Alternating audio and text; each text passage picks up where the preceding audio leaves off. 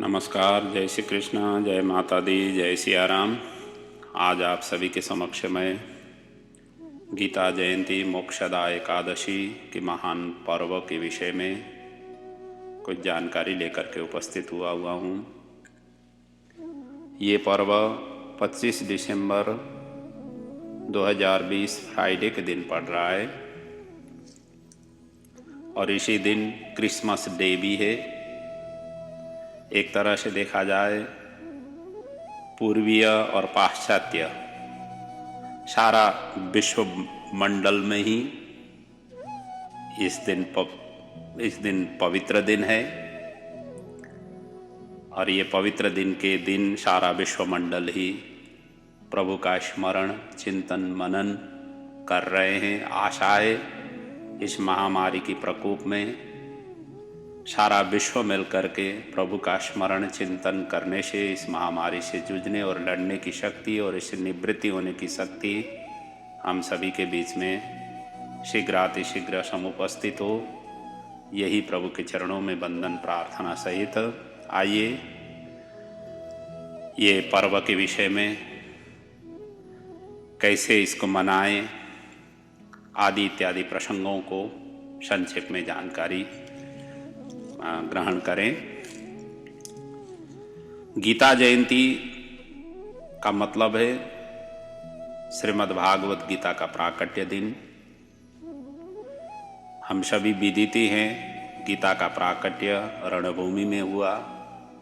यह संसार रणभूमि ही है। हम जिस जिस कार्यों में संलग्न हैं कर रहे हैं, एक तरह से युद्ध क्षेत्र ही है और इस युद्ध क्षेत्र में से हमें अमृत निकालना है और इसी का संदेश और शिक्षा गीता हमें प्रदान करती है। जब दोनों अपने ही सगे संबंधी युद्ध के लिए तैयार हुए, ऐसी अवस्था में अर्जुन को माध्यम बना करके भगवान श्री कृष्ण ने ये गीता का उपदेश दिया। कुल 700 मंत्र हैं, इसमें 18 अध्याय से समन्वित है और जिस ग्रंथ की अनुशीलन अनुगमन करने से समस्त वेदांत समस्त उपनिषदों का सार हमें मिलती है। मानव सभ्यता के इतिहास में सर्वोत्कृष्ट ये ग्रंथ है। इस ग्रंथ को चिंतन मनन करने से हमें सुख दुख लाभ हानि जय पराजय आदि की समन्वय करने की शक्ति हमें मिलती है। जीवन में इन्हीं विषम परिस्थितियों से हर कोई मानव गुजरता ही रहता है और उन सभी मनुष्यों की सर्व प्रकार से शांति मिले, यही भावना से प्रेरित होकर के साक्षात योगेश्वर भगवान श्री कृष्ण ने गीता का उपदेश दिया। इसलिए तो इसके महात्म्य में कहा गया है गीता सुगीता कर्तव्य कि मन्य शास्त्र विस्तर ही। गीता की गान करने से संपूर्ण ज्ञान हमें प्राप्त हो जाती है, इसलिए अन्य शास्त्र की हमें जरूरत नहीं पड़ती है। और इतना ही नहीं, गीता गंगोद कंपित्वा पुनर्जन्म न विद्यते। गीता जी की अनुसरण आश्रय लेने से पुनर्जन्म भी हमें प्राप्ति नहीं होती है। संसार संस्कृति की चक्र से हम मुक्त हो जाते हैं। संपूर्ण उपनिषदों का सार इसमें समाहित है और अर्जुन बछड़े बन करके इनको दोहन करके हम सभी के बीच में छोड़ करके गए हैं। ऐसा महान ग्रंथ की प्राकट्य का दिन ये गीता जयंती के रूप में हम मनाते आ रहे हैं, मनाते रहेंगे। ये महान पर्व है और इस पर्व के दिन हमें क्या करें? एक तो बन सके तो संपूर्ण गीता की पाठ करने की कोशिश करें। नहीं बन सकता हो, जितना आपके पास में समय हो, आज की इस भागा दौड़ी की अवस्था में सभी के पास में पर्याप्त समय नहीं रहती है, तो जितना बन सके पाठ करे, 1 अध्याय 2 अध्याय 3 अध्याय जितना बन सके करे। और दूसरा, गीता की दान, ये भी विशेष महत्व गीता जयंती के दिन में करने से पुण्य प्राप्ति हो जाती है, इसलिए ऐसा गीता की दान करने का सौभाग्य मिले तो ये भी करें। और गीता की पूजन, भगवान श्री कृष्ण की पूजन इस दिन को करना चाहिए। यही गीता जयंती के अवसर पर करना हम सभी को चाहिए। ये तो हो गई गीता जयंती के विषय में थोड़ी सी जानकारी। गीता समस्त धर्म है, क्योंकि धर्म क्षेत्रे कुरुक्षेत्रे समवेतायुत्सवः मामका पांडवाश्चैव किम कुर्वत संजय। यहाँ पर धर्म शब्द से गीता आरंभ होकर के अंतिम श्लोक यत्र योगेश्वरः कृष्णो यत्र पार्थो धनुर्धर तत्र श्री विजयोर्भूतिर्ध्रुवा नीतिर्मतिर्मम कह करके अंतिम शब्द ममः का हुआ है, इसलिए धर्म ग्रंथ है। धा से शुरुआत होकर के म में जा कर के विराम अर्थात पूर्ण हुई है ये ग्रंथ, इसीलिए धर्म ग्रंथ है। इसमें ज्ञान, भक्ति, कर्म, योग से लेकर अनेक प्रकार की योगों की चर्चा की गई है, जिसको चिंतन मनन करने से अपना जीवन सहज और सरल बन जाता है। और प्रत्येक व्यक्ति को ये गीता की चिंतन मनन करना चाहिए, जिससे संसार में जिस तरीके से हम जूझ रहे हैं, परिश्रम कर रहे हैं, मेहनत कर रहे हैं और सफलता असफलता सभी प्रकार की मिला जुला जो हम फल प्राप्त कर रहे हैं, और जिस गीता की आश्रय हम ले लेंगे तो हम हर मोड़ में, हर परिस्थितियों में, हर अवस्था में हम सहज और सरल महसूस करेंगे। इसलिए भी गीता की आश्रय हर व्यक्ति को करना चाहिए। यही गीता जयंती की महान पर्व पर हम सभी को शिक्षा लेनी चाहिए। और दूसरा, इसी दिन मोक्षदा एकादशी का महान पर्व है। भगवान श्री कृष्ण ने अपने विभूतियों की वर्णन करते हुए मार्गशीर्ष मास को मेरा महीना अर्थात उस तरीके से उन्होंने वर्णन किया हुआ है। मासानां मार्गशीर्षोऽहं ऋतूनां कुसुमाकरः। मार्ग शीर्ष महीना उनका अपना महीना है, भगवान श्री कृष्ण का महीना है। और इसी महीने की शुक्ल पक्ष की एकादशी के दिन मोक्षदा एकादशी पर्व मनाया जाता है। मोक्षदा का अर्थ होता है मुक्ति। मुक्ति के लिए ही हम सभी कार्य करते हैं। हमारे पुरुषार्थ चतुष्टय की जो व्याख्या है, धर्म, अर्थ, काम, मोक्ष, इनमें चौथा नंबर में है मोक्ष। और मोक्ष के विषय में हमारे शास्त्रों ने बृहत्तर ढंग से व्याख्या किया हुआ है। यत्र तत्र मिलती है किस तरीके से मोक्ष प्राप्ति हो जाती है। और ये व्रत करने से, इस एकादशी की पारायण करने से अपना ही नहीं, अपने पूर्वजों की भी मुक्ति मिल जाती है, जिसकी वर्णन इसी मोक्षदा एकादशी के महात्म्य में वर्णन की गई है। इसकी कथा इस प्रकार से वर्णन है कि प्राचीन समय में एक बैखानस नाम के राजा राज्य करते थे। एक दिन उनके राज्य में बहुत शकुन था। वेद पाठी ब्राह्मण इनके राज्य में रहते थे। सारा प्रजा सुख और शांति चैन से अपने जीवन यापन कर रहे थे। राजा भी सभी के लिए समान भाव से व्यवहार करते थे। एक दिन इनको अचानक रात्रि में स्वप्न आया कि अपने पितर नरक में बैठे हुए हैं और इनको पुकार रहे हैं कि हमें यहाँ से उद्धार करो। राजा इस स्वप्न से जग गए, सुबह उठ करके ब्राह्मणों को बुलाया, स्वप्न की बात उन्होंने ब्राह्मणों के सामने रखा। ब्राह्मणों ने भी अंतिम में उनको सलाह दी कि आप इस समस्या की समाधान पर्वत मुनि के पास में जाकर के उनसे पूछिए, वो आपको सही मार्ग निर्देशन करेंगे। वो त्रिकालदर्शी हैं, भूत भविष्य वर्तमान जानते हैं। इस तरीके से ब्राह्मणों ने उनको राजा को सलाह दी। राजा तुरंत पर्वत मुनि के पास में चले गए और उनसे पूजन अर्चन के पश्चात मुनि से यही प्रश्न किया। राजा ने अपने स्वप्न की बात बताई और मुनि ने किंचित ध्यानमग्न होकर के देखा तो राजा के जो पूर्वज थे, इन्होंने अपने जीवन काल में कुछ ऐसे कुकर्म किए थे जिसके कारण ये नरक गए थे।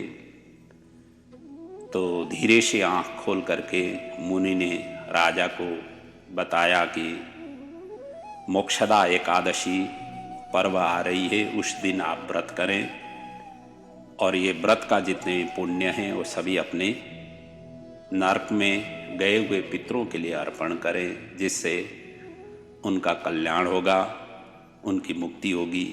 ये मुनि ने बताया और समय आने पर मोक्षदा एकादशी भी आई और उस दिन राजा, राज परिवार सभी ने बड़ी हर्षोल्लास के साथ में इस मोक्षदा एकादशी का उन्होंने पारायण की और पारायण करने के पश्चात विधिवत रूप से इसका जो पुण्य था अपने नरक वासी सभी पितरों के लिए उन्होंने अर्पण किया। अर्पण करते ही समस्त पितरों ने दिव्य गति उन्होंने धारण की, दिव्य स्वरूप में वो परिणत हुए और दिव्य विमान में बैठ करके स्वर्गादि लोकों के लिए उन्होंने यात्रा की। जाते जाते उन्होंने आशीर्वाद दिया, अपने पुत्र को उन्होंने धन्यवाद प्रदान किया और आपके ही कारण हम इस दिव्य स्वरूप से दिव्य गति को प्राप्त हुए हैं। इस प्रकार से उन्होंने साधु साधु कह करके दिव्य धाम की उन्होंने प्रस्थान की। इस तरीके से उनका मोक्ष हुआ है और इसी मोक्ष का प्रसंगों को लेकर के ये मोक्षदा एकादशी का पर्व की कहानी, मतलब जो महात्म्य है, इस तरीके से वर्णन है। तो इससे हमें ये शिक्षा मिलती है कि इस एकादशी के दिन व्रत रखने से, पारायण करने से हमारे यदि पितृ नरक में गए हुए हैं तो उनका भी उद्धार हो जाती है, यदि हमने इस व्रत की पुण्य उनके लिए समर्पित करें तो ऐसा महान ये एकादशी का पर्व है। इसलिए इस एकादशी को जैसे हर एकादशी की तरह जिस तरीके से करते आ रहे हैं उस तरीके से करना चाहिए। वैष्णव लोग एकादशी पर्व को महान पर्व के रूप में मनाते हैं, इसकी व्रत उपवास करते ही हैं और एकादशी के व्रत की जो पुण्य है हम सभी विदिती हैं। तो ऐसा महान ये पर्व है, इसलिए मोक्षदा एकादशी के नाम से जो मार्गशीर्ष शुक्ल पक्ष की एकादशी को मनाने का जो विधान है, इसकी महात्म्य है, इस प्रकार से यहाँ वर्णन है। वस्तुतः मोक्ष सभी शास्त्रों को पढ़ने से हमें ये मालूम हो जाता है कि मोक्ष सबसे सरल मार्ग है। मोक्ष प्राप्ति करने के लिए कोई कठिनाई नहीं करनी पड़ती है, कोई मेहनत नहीं करनी पड़ती है। मोक्ष तो एकदम सहज है, सरल है, हर कोई व्यक्ति प्राप्त कर सकता है, लेकिन कैसे, किस तरीके से हर कोई व्यक्ति प्राप्त कर सकता है, इसके विषय में थोड़ा सा मैं चिंतन कर रहा हूं। आइए, मोक्ष कैसे मिलती है। मोक्ष का अर्थ होता है छुटकारा।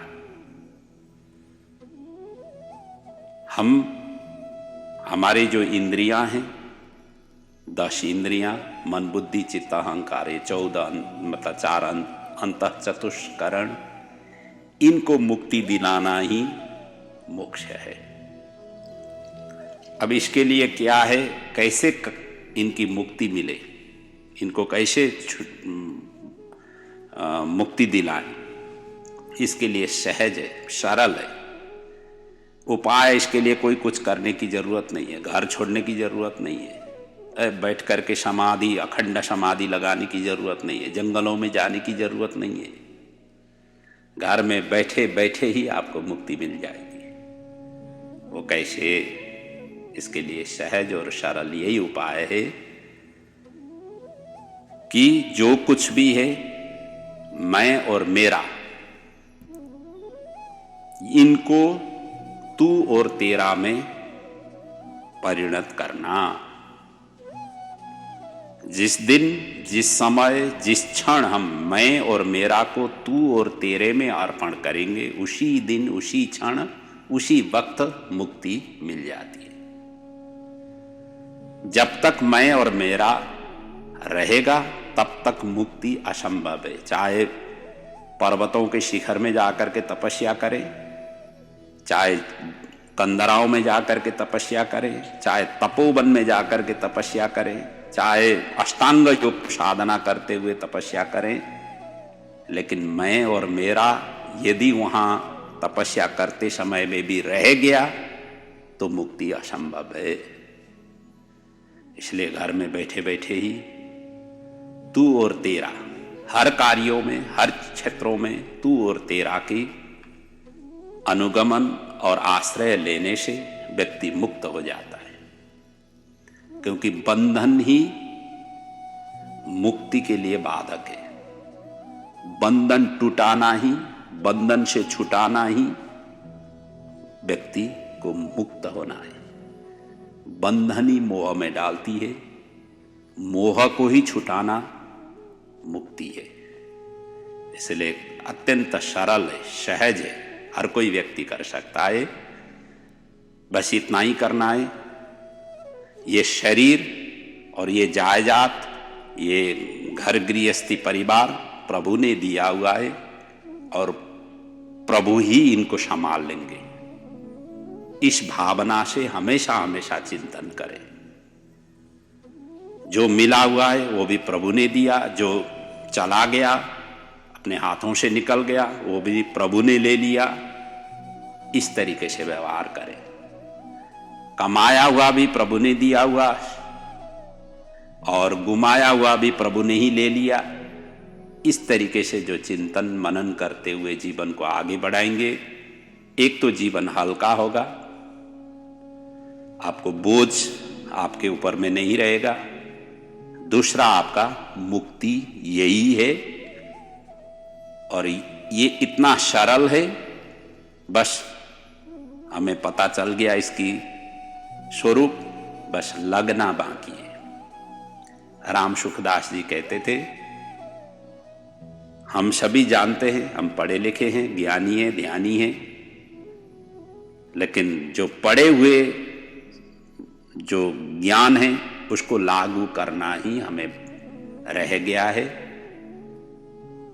इसलिए अलग अलग शास्त्रों की चिंतन मनन करने की भी जरूरत नहीं है। जरूरत यह है कि मैं और मेरा को तू और तेरे में परिणत करना है और इसी से ही मुक्ति मिल जाती है। बाकी अन्य जो कोई भी उपाय करे, जब तक मैं और मेरा रहेगा तब तक मुक्ति असंभव है। चाहे गीता उठाइए, चाहे भागवत उठाइए, चाहे उपनिषद उठाइए, चाहे धर्म सिंधु, धर्मशास्त्र आदि उठाइए, सभी ग्रंथों का सार यही है। इसलिए इस कार्य के लिए बस लगना बाकी है, लग जाएं, अपने आप ही मुक्त हम हो जाएंगे। और इस मोक्षदा एकादशी की महान पर्व पर यही शुभ इच्छा, शुभ कामना आप सभी के लिए। जहाँ जहाँ से आपको बंधन महसूस हो रही है, उस बंधनों को आप इसी तरीके से ढीले ढीले करते हुए जाएं, बंधनों को तोड़ते हुए जाएं और जीवन को सहज और सरल बनाएं। और इसी दिन क्रिसमस का दिन भी है। हम सभी जानते हैं पाश्चात्य जगत में क्रिसमस भव्य रूप से मनाया जाता है। माता मरियम के गर्भ से ईसाई धर्म के प्रवर्तक ईसा मसीह का जन्म का ये दिन है। और इस दिन उसी ईसा मसीह की जन्मदिन के उपलक्ष्य में समस्त इस धर्म के अनुगामी करने वाले जितने भी हैं, अवलंबन करने वाले जितने भी हैं, उसी के रूप में मनाते हैं। और इन्होंने अपने धर्म के प्रचार करते हुए भाईचारा, अहिंसा, दया, कष्टों से मुक्ति का रास्ता संसार को उन्होंने दिखाया। क्षमा करना, क्षमा मांगने की भी उन्होंने जोर दी और समस्त प्राणियों को प्रभु की स्मरण चिंतन करने की उन्होंने प्रेरणा दी। ऐसा ईसा मसीह ने अपने जीवन काल में किया। इसी की स्मरण करते हुए, उन्हीं की जन्मदिन की स्मरण करते हुए ये क्रिसमस पर्व मनाया जाता है। तो इन सभी पर्वों का संयोग, इन सभी पर्वों का एकीकरण ये 25 दिसंबर फ्राइडे के दिन पड़ रहा है। इसलिए बड़ी हर्षोल्लास के साथ इन सभी पर्वों को मनाएं और अपने जीवन को पवित्र बनाते हुए जीवन एक सार्थक बनाएं और सभी बंधनों से मुक्त होते हुए अपने जीवन को मोक्ष की ओर अग्रसर कराएं और नित्य गीता की चिंतन मनन करें। श्लोकार्धम श्लोकपादम वा नित्यम गीता, श्लोको आधा श्लोको नित्य गीता को स्मरण करें। अपने बच्चों को भी गीता पढ़ने के लिए प्रेरणा प्रदान करें, खुद भी पढ़ें और दूसरे को भी प्रेरणा प्रदान करें। और इन्हीं शब्दों के साथ इस मोक्षदा एकादशी, गीता जयंती एवं क्रिसमस के महान पर्व पर आप सभी को बहुत बहुत बधाई, बहुत बहुत शुभकामना के सहित मैं अपनी वाणी को यहाँ पर विराम ले रहा हूँ। ओम पूर्णमदः पूर्णमिदं पूर्णात् पूर्णमुदच्यते पूर्णस्य पूर्णमादाय पूर्णमेवावशिष्यते। ओम शांति शांति शांति। ओम।